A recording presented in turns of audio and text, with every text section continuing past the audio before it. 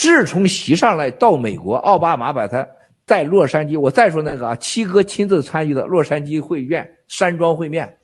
彭丽媛穿着长裤子差点从飞机上摔下来，然后奥巴马一副官僚孔冷的把他给教训了一番以后，习近平回去大骂，在飞机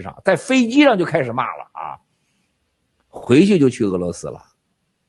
这是美国历史上最大的灾难啊！然后到了俄罗斯跟夸普京俄罗斯啊，大家还不知道，到了俄罗斯以后，你们还记得吗？带着绍伊古，他的国防部长，普京最相信的绍伊古，带着习去看苏联俄罗斯国防部导弹系统，说你看啊，这一圈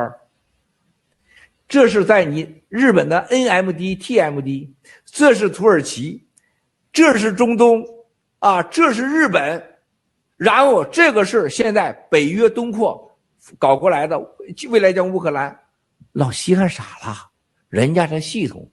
对美国的分析，所以回去以后在西山搞了一个，在八一大楼下面搞了一个啊，一模一样的一个，一模一样啊，马上留下人学啊，就是知道人民解放军屁也不是啊，而且他相信了这个苏联给他说的话，然后说坐下来开会吧，哥们儿，看看咱们怎么玩下去啊？有老美就没有你我，有你我就没有老美。